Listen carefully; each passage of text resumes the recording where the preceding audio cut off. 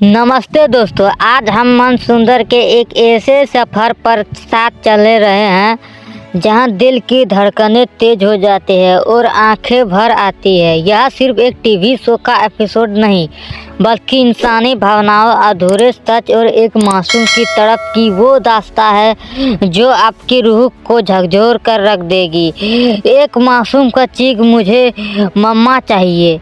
कहानी की शुरुआत उस मंजर से होती है जिसे देखकर पत्थर दिल भी पिघल जाए। 4 साल का नन्हा बिट्टू, जिसका दुनिया के छल कपट से कोई वास्ता नहीं, आज बिखल बिखल कर रो रहा है। उसकी नानी और दादी उसे चुप कराने की लाख कोशिश करती है, लेकिन उस बच्चे की जुबान पर सिर्फ एक ही रट है, मुझे मम्मा चाहिए, मुझे पापा चाहिए। उसके इन 2 अल्फाजों ने पूरे घर की हवाओं को रोने पर मजबूर कर दिया। क्या एक बच्चे का माँ अपनी को मांगना इतना बड़ा गुनाह है कि उसे सिर्फ सिसकियाँ मिले? नाहर जी के सीने में दफन तूफान। वही पास खड़े नाहर जी का चेहरा पत्थर जैसा शांत है, लेकिन उनके अंदर भावनाओं का एक ज्वालामुखी फट रहा है। रूही ने उन्हें बता दिया था कि शीतल मरी नहीं बल्कि जिंदा है। वार्ड बॉय के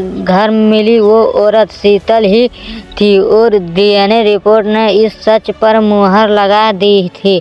लेकिन कानून अंधा होता है। इंस्पेक्टर चौरसिया के ताने नाहर जी के सब्र का बांध तोड़ रहे थे। एक पति के लिए इससे बड़ी सजा क्या होगी?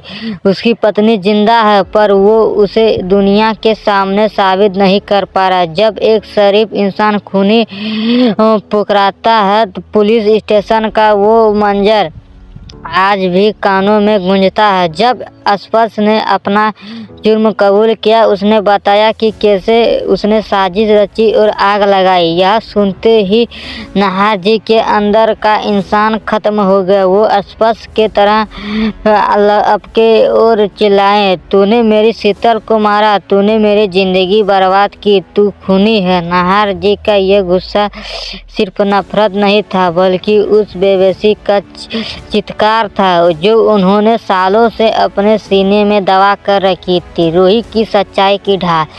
आज के दौर में रूही जैसी स्त्रियां विरली होती है। जब पुलिस वाले मजाक उड़ा रहे थे, तब रूही चट्टान की तरह खड़ी रही। उसने रिपोर्ट इंस्पेक्टर के सामने पटकते हुए कहा कि उसे अपने आंखों पर नहीं, बल्कि इस सच पर भरोसा करना चाहिए। उसकी आंखों में वो आग थी जो किसी भी झूठ को जलाकर राख कर सकती थी। रूही ने हार नहीं मानी, भले ही उसे अस्पस के साथ मिलकर उस भगोड़े वार्ड बॉय को ढूंढना पड़े। डर और ममता का संगम। जहां एक तरफ घर में रोमिल जी बिट्टू को पिज्जा और आइसक्रीम का लालच देकर बहलाने की कोशिश कर रहे थे ताकि वो अपनी मां को भूल सके, वहीं दूसरी तरफ पूनम एक खौफनाक अतीत में जा रही थी। उस रात की यादें उसे आज भी डराती है, जब सिंदूर का लाल धागा पानी में घुलकर उसे खून जैसा लगा था। वो डर, वो बारिश और वो खामोशी। पूनम की चीखें सुनने वाले आज कोई नहीं है।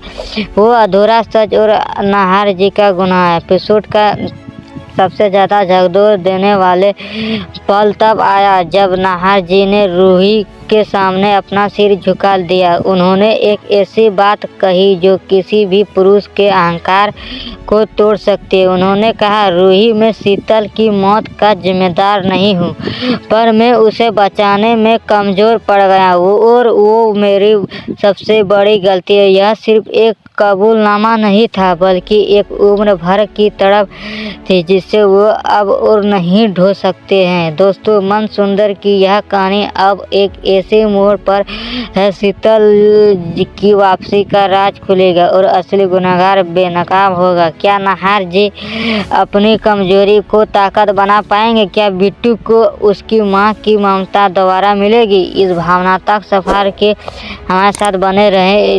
आपका बहुत बहुत शुक्रिया। ऐसे ही और दिल छू लेने वाले अपडेट्स के लिए जुड़े रहें।